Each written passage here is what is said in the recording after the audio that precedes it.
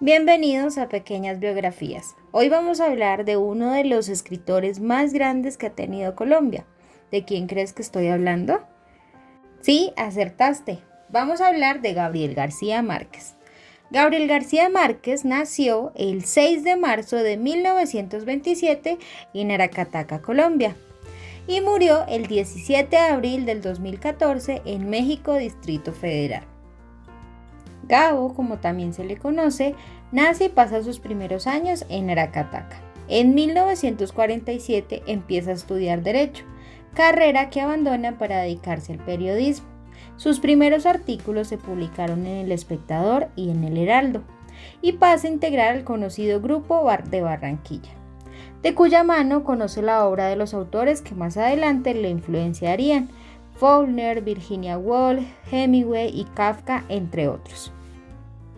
Su primera obra, La hojarasca, se publica en 1955. En esa misma fecha viaja a Europa por primera vez y se queda allí 4 años, viviendo en Ginebra, Roma y París. Durante su estancia en Francia, donde atraviesa dificultades económicas, escribe El coronel no tiene quien le escriba y La mala hora, en 1961 y 1962, publicadas respectivamente.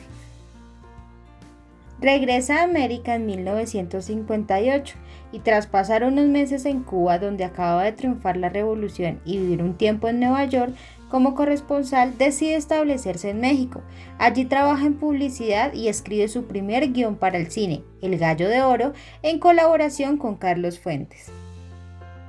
Unos años después, en 1967, publica la que pronto se convierte en su obra más conocida y a cuya escritura dedicó más de un año de intenso trabajo, 100 años de soledad. El éxito es inmediato, agotándose la primera edición en apenas unos días. Con esta novela, Gabriel García Márquez fue ganador del Premio Nobel de Literatura en 1982 y es considerada una obra maestra de la literatura hispanoamericana y universal, así como una de las obras más traducidas y leídas en español. El libro se compone de 20 capítulos no titulados en los cuales se narra una historia con una estructura no lineal, puesto que los acontecimientos del pueblo y de la familia Buendía, así como los nombres de los personajes, se repiten una y otra vez, fusionando la fantasía con la realidad. En los 3 primeros capítulos se narra el éxodo de un grupo de familias y el establecimiento del pueblo de Macondo. Desde el capítulo 4 hasta el 16 se trata el desarrollo económico, político y social del pueblo, y los últimos 4 capítulos narran su decadencia. Uno de los términos que se encuentran dentro de 100 años de soledad es el realismo mágico. La definición más acertada para este movimiento literario se encuentra en una edición crítica de la novela 100 años de soledad, que indica que el realismo mágico es una corriente literaria cuyos rasgos principales son la desgarradura de la realidad por una acción fantástica descrita de un modo realista dentro de la narrativa.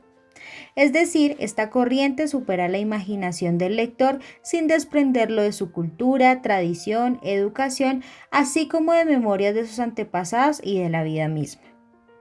Para el mismo García Márquez, 100 años de soledad es la mejor expresión del realismo mágico, pues se reconocen los rasgos distintivos. Por ejemplo, una climatización de lo insólito percibido como inserto en la realidad, esta presencia no percibida como anormal o alteradora del orden, en cambio es vista como asombrosa y atractiva y no como atemorizante como ocurre con lo fantástico.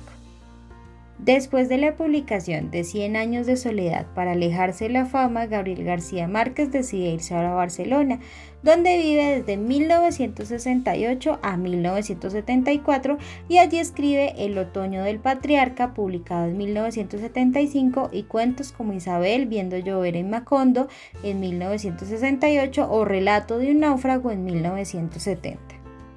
Posterior a recibir el premio Nobel, escribe El amor en los tiempos del cólera en 1985, El general en su laberinto en 1989 y 12 cuentos peregrinos en 1992. Tras obras como Del amor y otros demonios, 1994, y Noticia de un secuestro, 1996, publica en 2002 Vivir para contarla, donde narra aspectos biográficos de su infancia y juventud. Sus últimas obras publicadas son Memoria de mis putas tristes en 2004 y Yo no vengo a decir un discurso en 2010. Pero, ¿quién es Mercedes Barcha? Sí, es la esposa y musa de la inspiración de todas sus obras literarias de Gabriel García Márquez. Mercedes Barcha tuvo una participación fundamental en la publicación de su innovadora novela 100 años de soledad. En todos los libros de Gabriel García Márquez se arremolinaban su temática y sus personajes, una violencia política brutal, pasiones románticas y de otro tipo, fantasmas, secretos familiares, aventureros locos e idealistas, y siempre las mujeres prácticas pero místicas que lo hacían poner los pies en la tierra, personificaciones de mujeres que de una u otra manera estaban inspiradas en Barcha, una belleza delicada que lo cautivó cuando eran niños.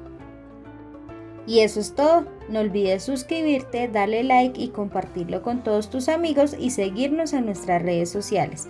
¡Chao!